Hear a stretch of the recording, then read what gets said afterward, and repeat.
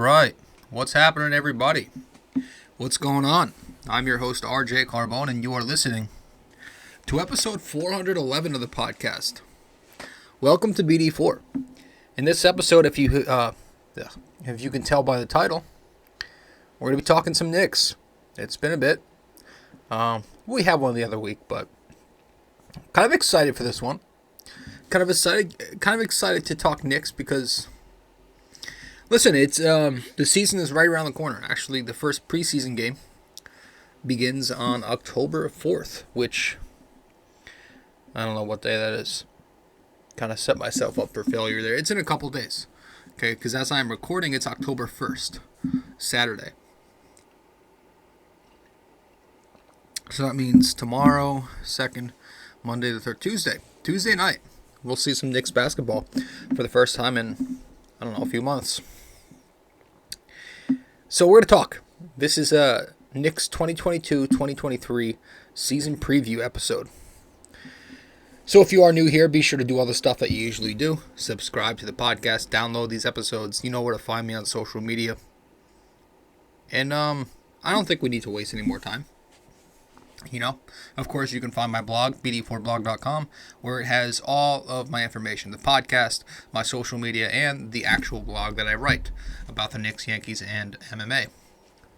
So welcome to BD4. Thanks for stopping by. BD4, where there's no better way to get your Yankees and Knicks analysis. We also do MMA too. Yanks every series, Knicks every game, MMA on occasion. So, I was listening to or watching some of the press conference the other day. Thibodeau had a press conference, and then they interviewed some of the players.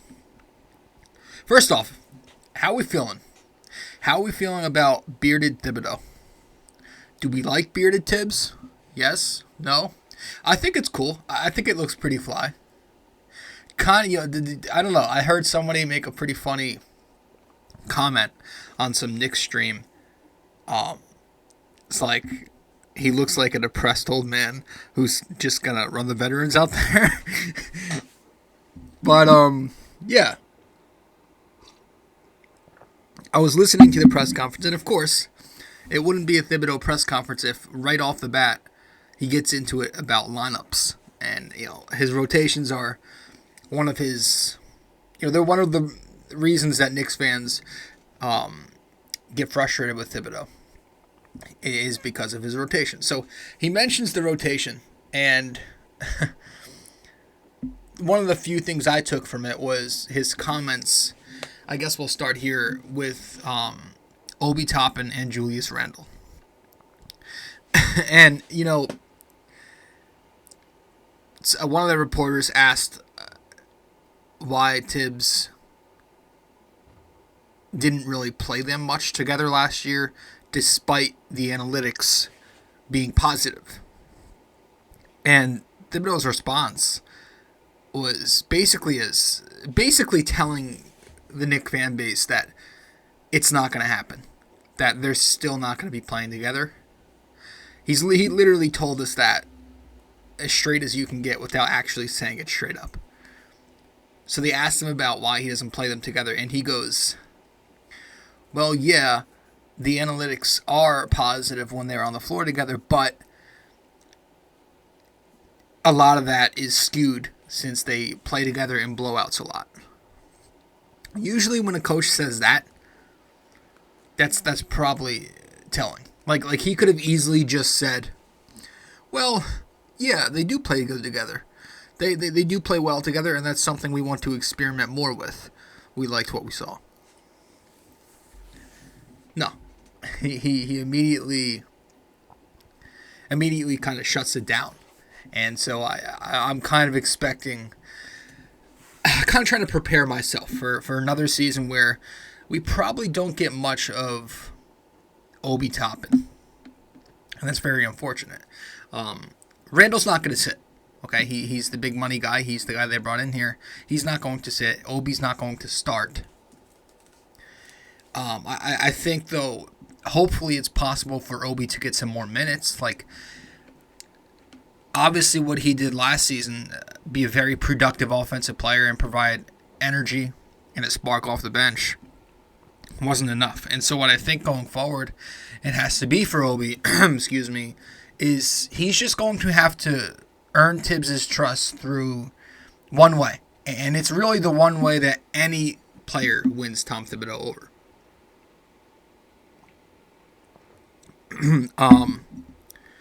And that's defense, right? If Obi Toppin plays the boards, he rebounds and is an NBA average defensive player, or just puts in the work to be near average. That's it. Then I think he will play.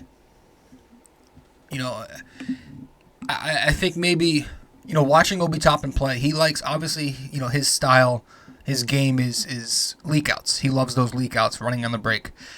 Maybe he doesn't always have to leak out. Maybe he sometimes puts emphasis on just getting that rebound. And if he puts more focus on rebounding, on defense, maybe he'll get more than 12 minutes. Right? I'm not saying Obi is a bum, and I'm not saying that's right, because I know he can play. And he can contribute to winning. I mean, the numbers are absurd with him. Like the on-off plus-minus analytics when Obi's on the floor and off the floor, they are all very, very positive, whether Thibs wants to talk about blowouts or not. And whether or not those positive numbers translate with Obi getting more minutes is another question. I get that. However, it is clear that if you watch these Knicks games, and if you do, pay attention like Thibodeau says he watches film, well, then it should be clear to him that Obi still has the ability to help a team win games when he's on the floor more times than not. And we've seen that time and time again. Last year, he took a big leap. He really did. We just don't know how big of a leap he'll continue to take. Is he going to be NBA starter ready? Or will he ever be, will he just end up being this guy who comes off the bench and becomes a spark and can only get limited minutes because his defense isn't good enough to keep him on the floor? So it's going to have to be defense, rebounding, and maybe learn an offensive move or two that'll get him more minutes. That's kind of what I took from that, is that if Obi is just the same type of offensive spark off the bench, he's probably not going to get a ton of more minutes. And it's probably going to be the same story. So hopefully he put in the work this offseason, and he's working on becoming a better defensive player, getting more rebounds, and being more active out there on the glass. Because he's got the motor. There's no question. It's not an effort thing. It's just learning the new NBA schemes, and it's footwork, and it's switching on screens, and things like that. Not being so upright. A lot of times he'll stand upright defensively, and you could tell he doesn't move well. But we'll see how that works. Now, while he was talking about lineups, this was actually a piece of information that came out a couple days before. Was that Evan Fournier? He's officially been named the starting two guard over Quentin Grimes. I wasn't surprised by this, but I do want to talk more about it when we get back from break. So stay with us. We'll be right back in 1 sec.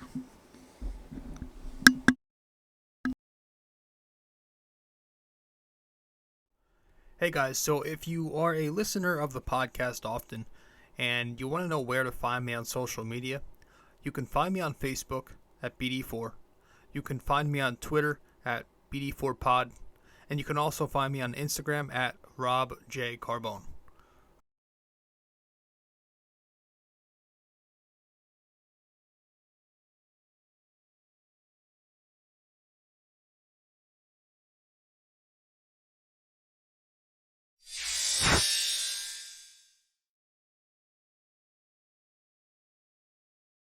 Welcome back to the show. I'm your host, RJ Carbone. Sorry for that little delay there. So he was talking about Evan Fournier, and he named him the starting shooting guard.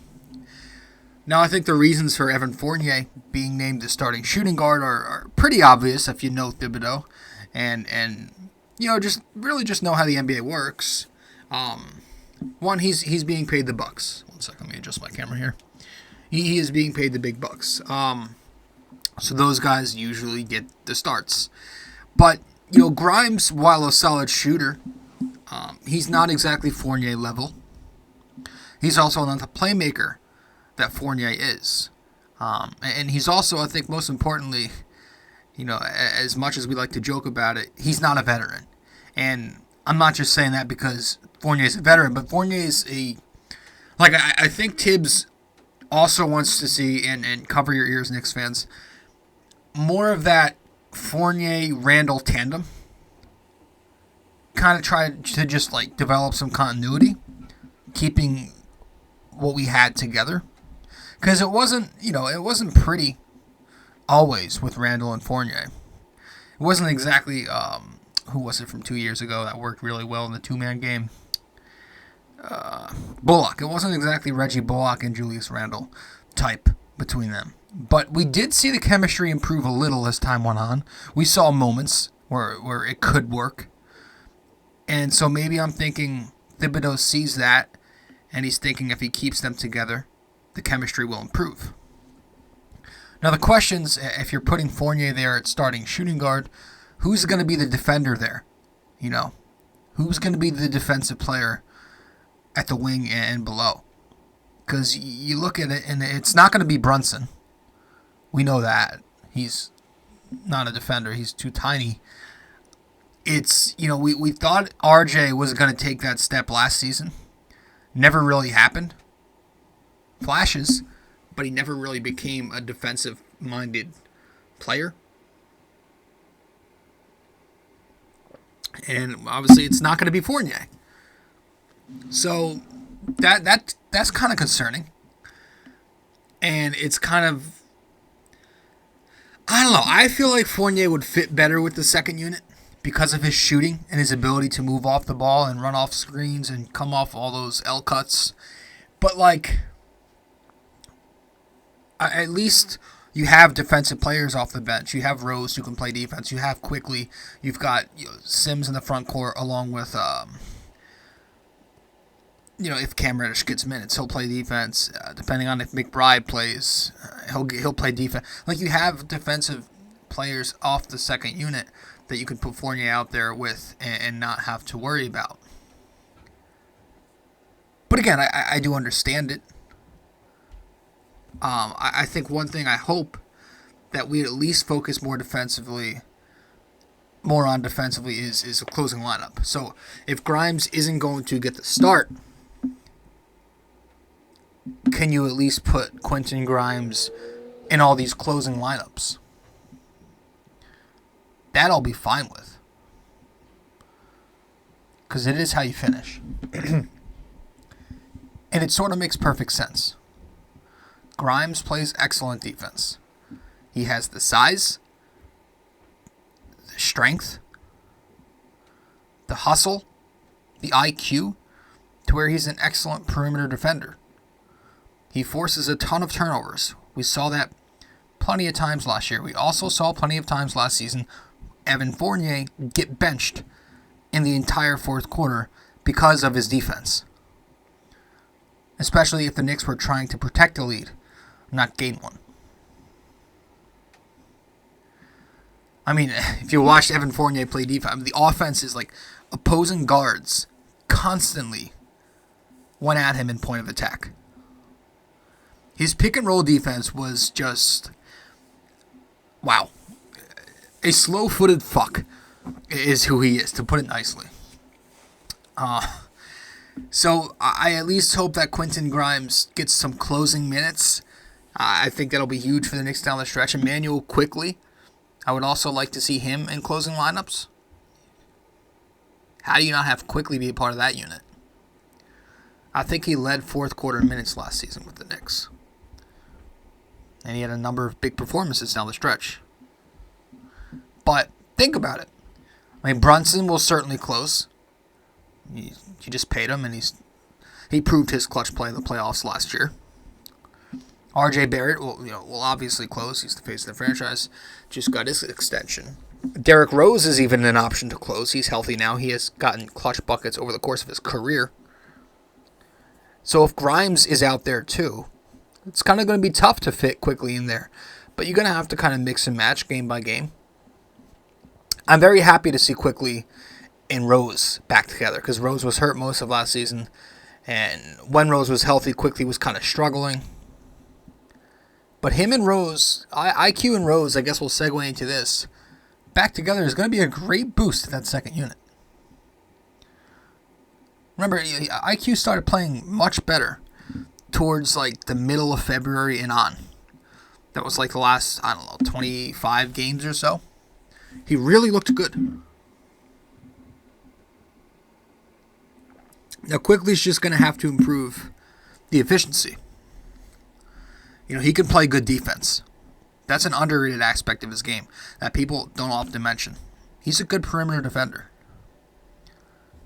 And obviously he can score. He can shoot the shit out of the three-point shot when he's hot. He can connect on the floater. And he can shoot the hell out of a free throw. But when he is hot is a thing. It's always very erratic with him because he's such a... Shot selection is a big thing with Quickley. That's going to depict his efficiency. Is he going to take heat checks when he's cold? Right? So I think he's got to focus on shot selection. And I think maybe we saw some flashes of it last year, and Clyde Frazier always talks about this. Maybe develop some kind of mid-range jump shot to where you don't always have to go to the floater when you're in that in-between area. I think that'll help with his efficiency. And again, we saw that more when he was playing well in the last 25 or so games. And, hopefully with, obviously with Alec Burks gone now, not having to play point guard, we get to see more of Quickley paired with that first unit. Seeing him play alongside RJ and Julius would be nice.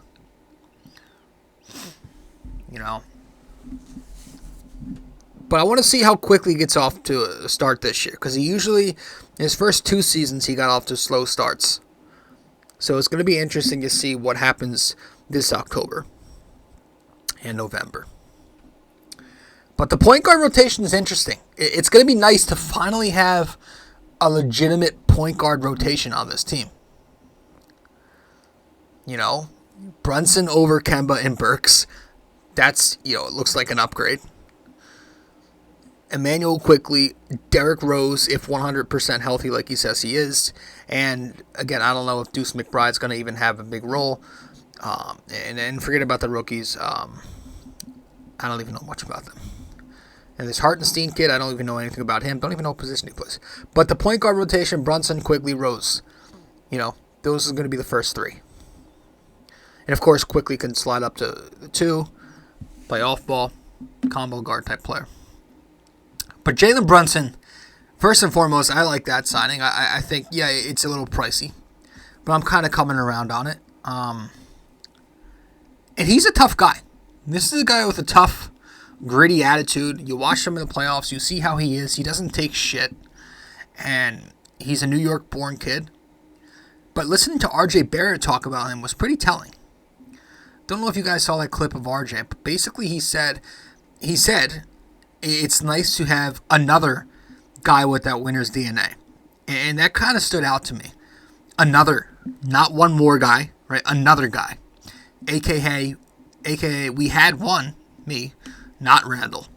Now we have another. So, I think that's pretty interesting. I want to see how the dynamic between Jalen and RJ go. A nice little 1-3 pick and roll between them would be pretty cool to watch. But it could be fun. The first time really since, Ray Felton that we've had a stabilizer at point guard. Somebody who can get the Knicks into sets and run the pick and roll. Just simple things like that will be a blessing and very noticeable. And Jalen Brunson is a very efficient point guard too. He doesn't stand out at you. I know that. He's not a superstar player. He might be a bit overpaid, but he's very efficient. He shot 67% last year at the rim. For a small guard like him, that's very solid. He can score at will in the paint, which was a big problem for the Knicks. So having a guy who can penetrate and get to the rim like that on a team that didn't have great rim efficiency last year is great. Randle struggled at the rim. RJ obviously struggles at the rim. Kemba didn't have that first step quickness anymore. He can shoot the mid-range well at 47%. That's what he did last season. And he also shot the three at 37%. So you got yourself a 3-level scorer at point guard. He's a 50% shooter overall. And he also limits the turnovers. He averages just 1.3 for his entire career. So, yeah, and you're going to see a tiny bit of a difference in pace having that guy take it up court and not watching 6'8" Julius Randle walk it up there for 7.9 seconds every game. Right? And hopefully that improves the pace of the offense, up that tempo. But I don't know how much of a full court guard Brunson is. But when I talk about the quickness of the offense, I'm not always talking about full court. I'm just sometimes talking about half court sets and moving the ball quicker and running and cutting quicker and setting quick screens and just being more sharp and snappy. That doesn't always show up on the stat sheets. But the spacing is another question. I don't know how much the spacing is going to improve. The Knicks were an average shooting team last year. Randle's going to have to improve that three-point shot. Hopefully he can be at least average again. But you got guys all in the starting five who primarily score inside the paint. So I'm not sure how much that's going to change. Brunson's inside the paint scorer. RJ's a slasher. Mitch and Randle get the majority of their buckets inside the paint. Randle's going to work the mid-range, but I still believe that teams are going to try and zone the Knicks and pack the paint on them. So the Knicks are going to just have to try and beat that with, again, quicker play in the half court, quicker decisions, quick ball movement, and that's how you beat a zone. But if Brunson performs like a strong point guard, the bottom line is I believe the Knicks have a chance to be a much better team. I think he's the difference between making the playoffs and missing the playoffs, because not only is he better than Kemba and Burks, but he's also a guy who can make the other four guys on the court a better player. Can he unlock 2020 Julius Randle? Right, Randle's no longer a number one option. Hopefully hopefully we've gone away from that, given that we saw the nightmare that was last season, and we kind of force him to play off the ball more, to do more screening and cutting and swing passing. And if none of that does happen, and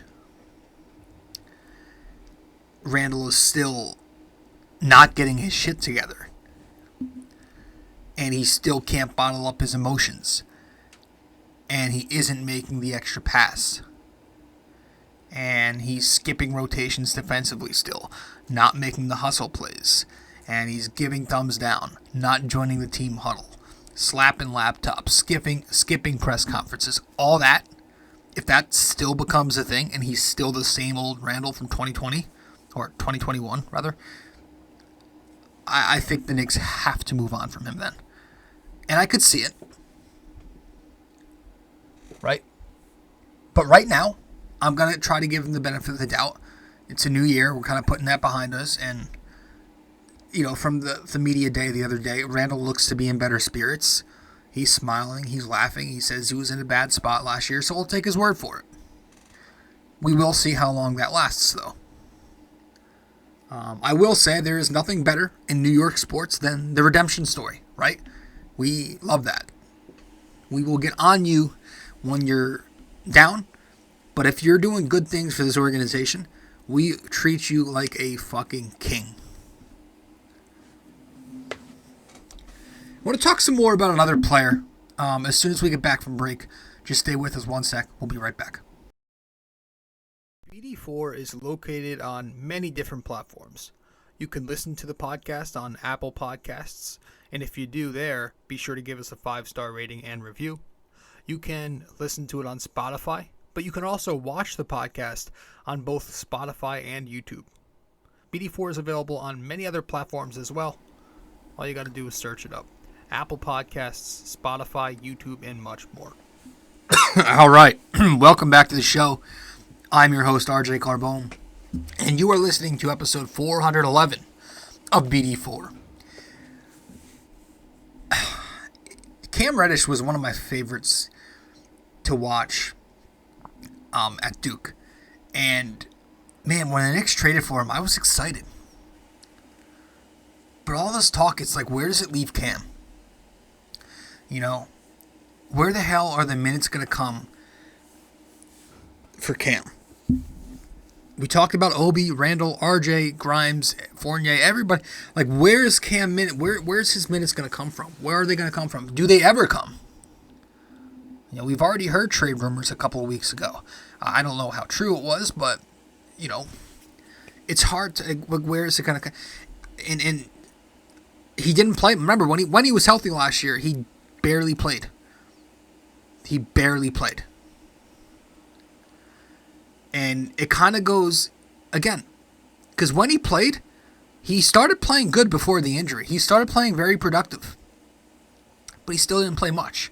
And it kind of ties into Obi, where you can, playing well offensively is not going to be great enough for Thibs.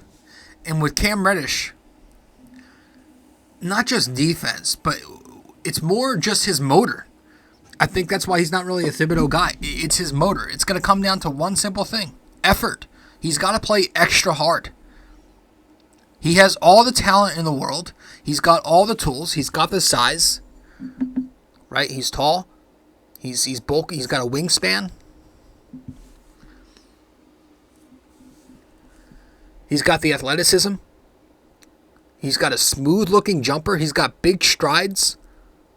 Can get to the rim in 2 steps. He's got a natural feel out there. He's got great instincts. All that. But he still lacks that extra edge.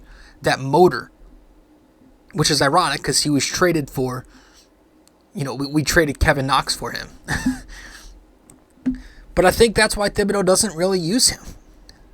He does not like him as a basketball player. We know Thibs. Thibs is old school. He's a boomer at his finest. And he will not play you if you do not play hard. Unless your name is Julius Randle. That was a whole different story, though. At the same time, and this is probably just me being a Cam Reddish fan and trying to be hopeful and optimistic, I wouldn't be shocked if Cam Reddish, when he did get some minutes this year, and hopefully he does, finds a way to revive his career a little bit. Maybe that's too harsh of a term. But knowing how Thibodeau is, maybe Cam Reddish heard that and sees that, and he had himself an off season, and he hit the gym. And, I hate to be one of those fans who glamorize over workout videos, but we've seen some things. But knowing that his contract is up this year, this is his final year on the deal, maybe it gives him a jolt, knowing his job is on the line. He's playing for his job. Right? He's already low in the pecking order. And the Knicks do need the talent. Motor, all you want. Talk about that. But he is talented. They need any talent they can get, this Knicks team. So if Cam Reddish is dropping buckets, and he has these 15-point games, and he's playing with heart, I think you see him play more. Because I think that's what you possibly have here in Cam Reddish. I think if Cam Reddish is to peak, I think you have a guy who can get you 15 to 18 points on a nightly basis, 7 to 8 rebounds. A Paul George light, if you will. But it would be great if that were the case, and the Knicks unlocked that, especially given they won't be in the draft lottery in the near future, God forbid. So it would be nice to kind of have a prize diamond in a rough in Cam Reddish. But yeah, Thibs runs a tight ship, 9, 10-man rotations. It's up to Cam. It's up to Cam and Cam Reddish only. I think it's going to come down to him really wanting it. Now, one guy from Duke that you don't have to worry about that with is RJ Barrett, who just recently got extended. Congrats to him. Cam's Duke mate. Got the extension. I'm excited for him. He had a solid year last year. He keeps improving every single season. I think RJ just has to work on his flaws. Right? Shooting efficiency being one for him. Finishing his drives. shooting off the dribble. I think I was listening to Knicks Fan TV the other day, and I think, what's his name? CP said that RJ is 33% off the dribble, which, pitiful. Free throw shooting leaves way too many points on the table because he can't make his free throws consistently. So the volume scoring is great. The points he scores, great. He went from 14 as a rookie, 17.8 as a sophomore, to 20 last year. So they're steadily improving, 3 points a year. But he has to improve the field goal percentages. The shooting percentages have to improve. And I'm not asking RJ Barrett, let's be clear here, to be a 50, 40, 90 guy, okay? But just give me, something in the 45% range. He gets comparisons to Butler, to DeRozan, to Dwayne Wade even. Those guys were never efficient jump shooters. 45% field goal guy, that's fine. Be average from 3-point. He's already pretty average at threes. But develop a mid-range maybe. Become stronger with your right, so you don't have trouble down at the rim. And improve your foul shooting. Work on that off-the-dribble shot. Of course, other aspects of his game, like playmaking, maybe defense, obviously we talk about that. I want to see more of, but it's mainly the shooting efficiency when it comes to RJ Barrett with me. And most importantly, I would like to see, just as a leader, RJ step up and be that guy. Establish himself as a leader. Because, again, he's got the gamer mentality. He is a gym rat. He's determined. If you look at the guy, he's never smiling. He's always locked in 24/7. Got the monotone voice, which is kind of a good thing. I love it. So I want to see him step up and be that leader. He just got his bag. He's the most talented player on the roster. He's no longer a 19-year-old rookie either. Right? This is his 4th season now. So it's time to take charge and become that alpha. Have a voice, speak up, demand the ball more when you want it. Did so last year a little bit, but I think this is the year to take that big step. So I'm excited. I don't think it's going to be a great season, but I think the Knicks have a shot to do some things. Their starting 5 most likely. Let's talk about that. Let's talk about their starting 5, their bench, the rotation and everything, who we think we're going to see, who we want to see. I just want to head to a quick break real quick. When we get back, we'll talk a little more about that. Stay with us. Be right back. We also have a website now for BD4. If you go to BD4blog.com, you can find the blog, the podcast links, and also where to find me on social media. Just go to BD4blog.com. All right, welcome back to the show. I'm your host, RJ Carbone. You are listening to episode 411 of BD4. So, like I was saying, the starting 5 is most likely pretty much set. Right? It's going to be Jalen, Brunson, Evan Fournier, RJ Barrett, Julius Randle, and Mitchell Robinson. The bench, let's see, if we're doing a 10-man rotation, I would probably say the regulars will be IQ, Rose, Grimes, Obi, and hopefully Sims. And the reserves, DNP guys, unfortunately probably going to be Cam Reddish, Deuce McBride, this Hartenstein kid, and the 2 rookies. And like I said, we were talking a little bit about it at the start of the show. The closing lineup is really what I'm intrigued to see. Not the starting line. I really want to see who we close with. Because I have a lot of I got a lot of rotations I want to see. I want to see Brunson, Grimes, RJ, Randle, Mitch. Right? I want to see IQ, D-Rose, RJ, Randle, Mitch. I want to see Obi close over. I want to see a lot of different things. A lot of lineups you can tinker with. But I do think we should focus more on defense down the stretch. So I would love to see. I would love to see Grimes in there. somewhere, whether he could play the 2 or 3.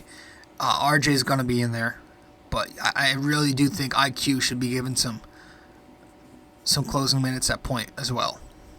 But we'll see. Again, it's going to be a numbers crunch. But all in all, I don't... Listen, the Knicks won 37 games last year. I think this year they have a very similar roster, practically the same, but with Brunson. It looks like they'll... I'm going to say they get about 3 to 5 more wins. I would say... So I'm going to be more on the conservative side and say 41-41. That's going to be my final guess. I think the Knicks go 41-41. I think they'll be like 9th place in the Eastern Conference, which is good enough for a play-in tournament.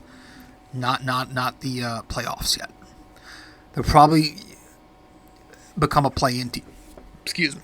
But I kind of set myself up for a conservative estimate because I believe that the last episode we talked Knicks, I said if they got Mitchell, they'd be a 46-win team. So I can't really go much higher than 41. And without Mitchell, they are risking another no man's land type season where they might not even make the playoffs and they might be good enough to not get a great draft pick at the same time. But the last time we underestimated the Knicks, they went out and they had themselves a season in 2020. Of course, the last time we overestimated them last season, they had themselves a disappointing year. But the East is deep. Let's not, let's not be unrealistic. It's a pretty deep conference. However, there's a window there, right? I mean, Chicago doesn't have Lonzo Ball for a while. Boston, they're in fucking shambles. Forget the fact that Williams is hurt. Gallinari's not going to be playing for a bit. And now their head coach. There's a whole fucking thing going on with Udoka. We won't even get into that. So there's definitely a window there. It's just how big is that window and can the Knicks sneak into it? Right? And as you can see on the screen if you're watching the podcast, this is their schedule for the first 18 games. So 18 games is about a month in the NBA. And I hate doing the on-paper shit, but if you look at this schedule, it looks like 8-10, 10-8 at best, in that area from 8 to 10 wins in their first 18 games. And again, they might be around that mark all year. 500, a couple above, maybe a couple below. So Memphis on opening night is tough. And I think that's a nationally televised game on ESPN. And I think that one's on the road. Then they're home against the Pistons. I think they can take care of the Pistons. They got a shot at Orlando, at Charlotte. So that's 3-1, if we're doing a little game here. The Bucks, I say 3-2. I say 3-3 against the Cavs. The Hawks game's a toss-up. But we'll give them the benefit of the doubt because we're in a good mood and say 4-3. 4-4 after the Sixers, 4-5 after Boston, 5-5, I want to say, after Minnesota. I just feel like they can take that. 5-6 against the Nets, even though I don't think they're that good anymore. 6-6, Detroit, I still feel like we can take them again. We'll go 7-6 against OKC, 7-7, 7-8, 7-9 against Utah, Denver, and Golden State. 7-10 against the Suns, and then we'll go 8-10 with a win against OKC. So yeah, that's exactly what I just said. 8 to 10 wins. There might be some upsets, might be some upsets for both sides, but yeah, I hope for good things. Now speaking of predictions and projections and things like that, we're gonna do that again. We're going to go throughout the entire roster, and we're going to give out some projected stats that I came up with for each player. All right, we'll run through it too, because we already basically talked about what we think on the roster and everything. So we'll just run through some projected numbers of each of these players, and that'll be that. And now I'm going to give you a warning here. I have one crazy optimistic prediction this year. A hot take, if you will. And I'll let you know when that hot take is, but you'll probably see it. You'll probably hear it.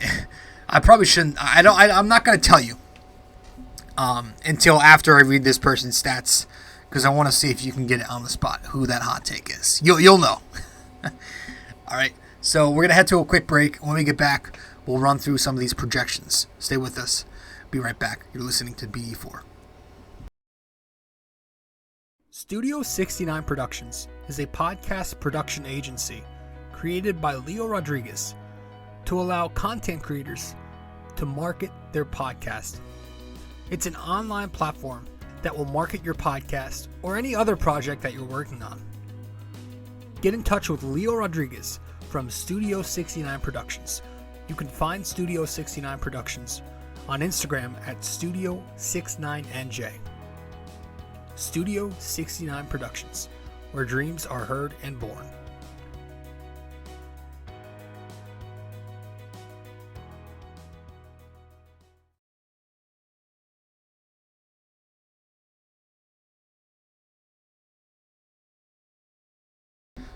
Welcome back to the podcast. I'm your host, RJ Carbone, and you are listening to episode 411 of BD4. Thanks for stopping by. So we'll start at point guard, starting point guard.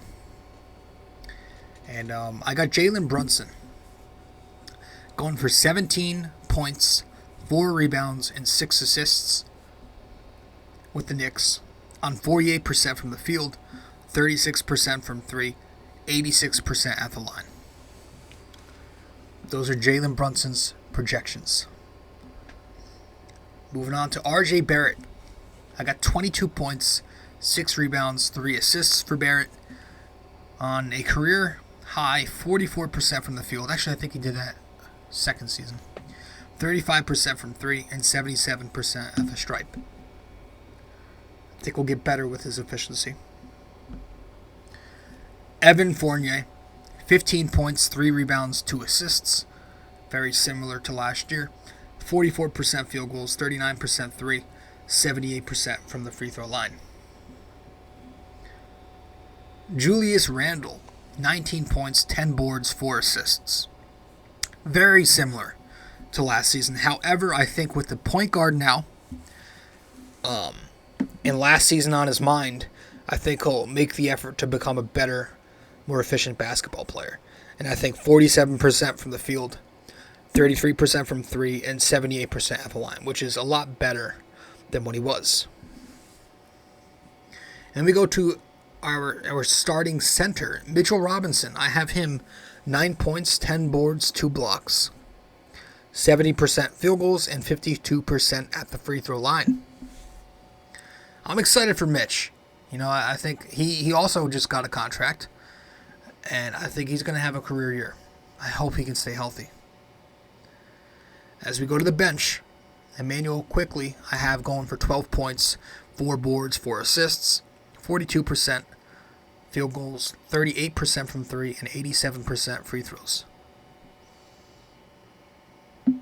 D Rose, 13 points, 4 boards, 4 assists, 45%, 35%, 85% across the line. We go to Quentin Grimes. I think Quentin Grimes is going to have a solid year. He's really going to establish himself as a solid 3-and-D wing. 10 points, 4 boards, 2 assists, 46%, 38%, 81%. Some Knicks fans will probably think that's a very disrespectful, conservative estimate. And I'm hoping that is too. But that's a solid line for a second-year player. Deuce McBride, unfortunately, I don't think he's going to be part of the team consistently, so I just want 5, 2, and 2. 38%, 33%, 71%. Obi Toppin. Again, it's hard to tell because he's not, given Thibodeau's comments. I don't know how many minutes he's going to get, but I just went conservative for the time being. Said 10 points, 6 boards, 2 assists, 59%, 34%, and 74%. Cam Reddish. I got 15 points, 7 rebounds, 4 assists, 48%, 32%, 85%. Correct. This was the one. This was the hot take. I know it's not going to happen. All right, I know it's beyond unrealistic, especially given everything we just said about him and how he's probably not going to play a ton. But because he's my favorite player on this team outside RJ. I just want him to I want to see it. I want to see it happen, so I'm trying to talk it into existence.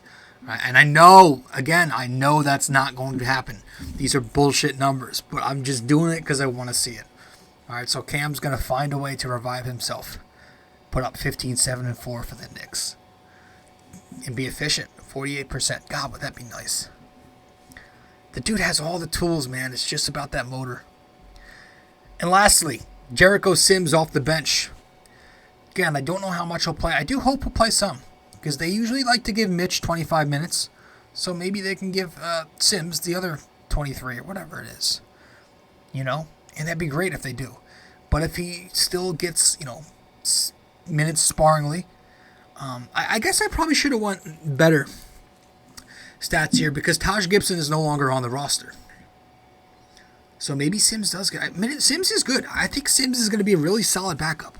I know we didn't talk a lot about him in this episode, but I think he'll be a solid backup big. So the 5 points, 6 boards, 1 block is only because I don't think he'll play much. But he might actually. 59%, 55%. I don't know. It might be much better than I think, because he might get time. But that's it. Those are our projections real quick. Just ran through them. Hope you guys enjoyed this episode. Going to head to our final break. When we get back in 15 seconds, we'll wrap it up with the NYY-NYK-MMA Question of the day. And that'll be that for this episode of BD4. Stay with us. We'll be back one more time.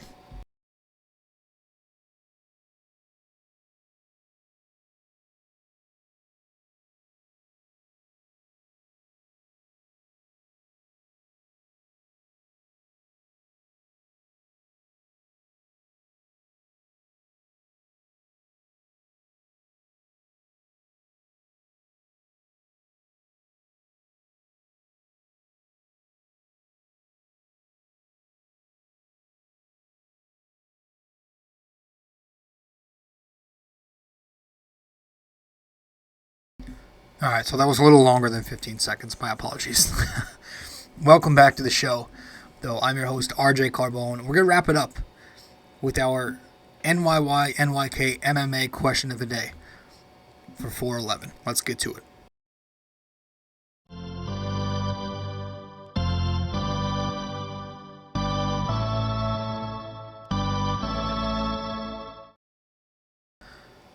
All right.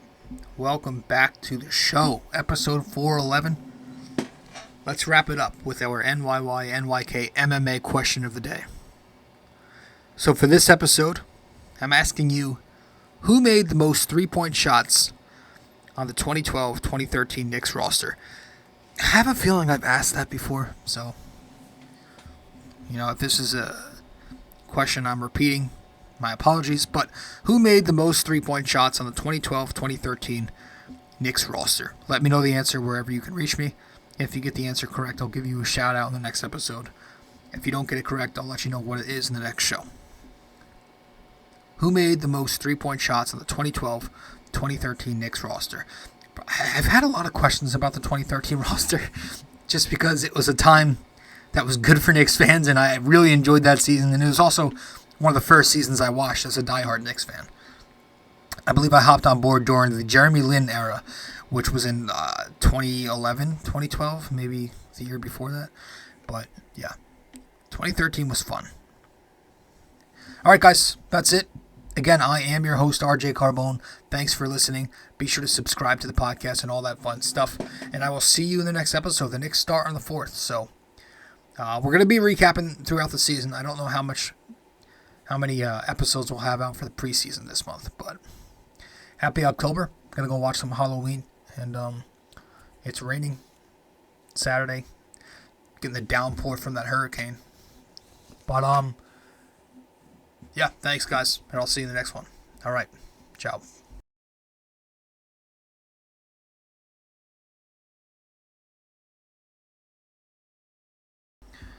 I fucking hate that I can never find the outro, so I'm just sitting here looking like an idiot. What the fuck? Here it is. Alright guys, I'll see you in the next one. Ciao.